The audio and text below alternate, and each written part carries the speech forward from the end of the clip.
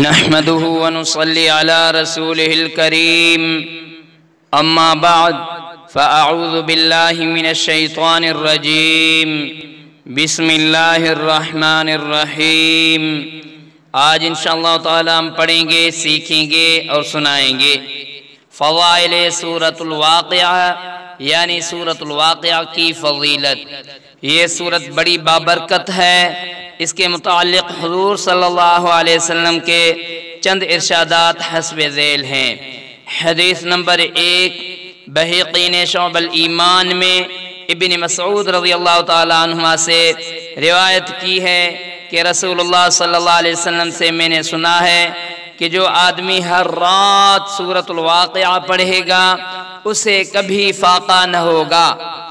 حدیث نمبر 2 حضرت عبداللہ بن مسعود رضی اللہ تعالیٰ عنہ نے فرمایا کہ رسول اللہ صلی اللہ علیہ وسلم کا ارشاد گرامی ہے کہ جو آدمی ہر رات سورۃ الواقعہ پڑھے گا اسے کبھی فاقہ نہ ہوگا۔ ابن مسعود اپنی بچیوں کو ہر رات میں اس سورت کو پڑھنے کا حکم دیتے۔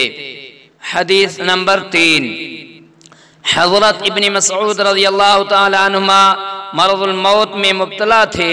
حضرت عثمان رضی اللہ تعالی عنہ ان کی عیادت کے لیے تشریف لے گئے اور ان سے فرمانے لگے کہ اگر میں تمہیں خزانہ سے کچھ عطا کر دوں تو کیسا ہے؟ تو انہوں نے فرمایا مجھے اس کی کوئی ضرورت نہیں۔ حضرت عثمان رضی اللہ تعالی عنہ نے فرمایا بعد میں تمہاری بچیوں کے کام آئے گا۔ حضرت ابن مسعود رضی اللہ تعالی عنہ نے کہا تم میری بچیوں کے متعلق فقر فاقہ سے ڈرتے ہو، تو میں نے کہا ان کو حکم دیا کہ وہ ہر رات سورۃ الواقعہ پڑھا کریں۔ میں نے رسول اللہ صلی اللہ علیہ وسلم کو یہ فرماتے ہوئے سنا ہے کہ جو آدمی ہر رات سورۃ الواقعہ پڑھے گا کبھی فقر و فاقہ میں مبتلا نہیں ہوگا۔ ابن کثیر۔ حدیث نمبر 4 حضرت ابن مردویہ رضی اللہ تعالی عنہ سے حضرت انس رضی اللہ تعالی عنہ نے سے روایت کی ہے کہ انہوں نے رسول اللہ صلی اللہ علیہ وسلم کا یہ ارشاد گرامی نقل کیا ہے کہ سورۃ الواقعہ تونگری کی سورت ہے، لہذا اسے پڑھو اور اپنے اولاد کو سکھاؤ۔ دیلمی نے حضرت انس رضی اللہ تعالی عنہ سے مرفوعاً روایت کی کہ اپنی عورتوں کو سورۃ الواقعہ سکھاؤ کہ یہ تونگری اور مالداری کی صورت ہے۔ روح المعانی۔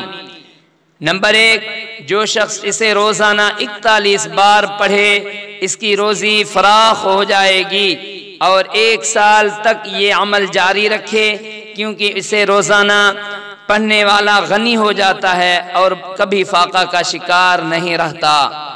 اگر اس سورت کو پڑھ کر اس کے بعد اپنے مرحوم کی بخشش اور نجات کی دعا کی جائے تو انشاءاللہ وہ عذاب قبر سے نجات پائے گا، مگر اس عمل کو 40 روز تک مسلسل کرنا چاہیے۔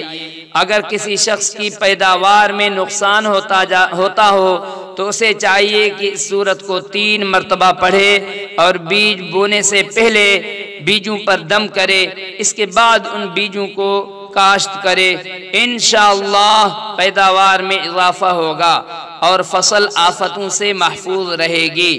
نمبر 2 اگر کسی عورت کے ہاں بچہ پیدا ہونے والا ہو تو اس سورت کو تھوڑے سے پانی پر 7 مرتبہ پڑھ کر دم کر کے پلائیں، انشاءاللہ ولادت میں آسانی ہو جائے گی۔ جو پڑھا اللہ تعالیٰ ان پر عمل کرنے کی توفیق عطا فرمائے۔ وآخر دعوانا الحمدللہ رب العالمین۔ آمین آمین آمین یا رب العالمین۔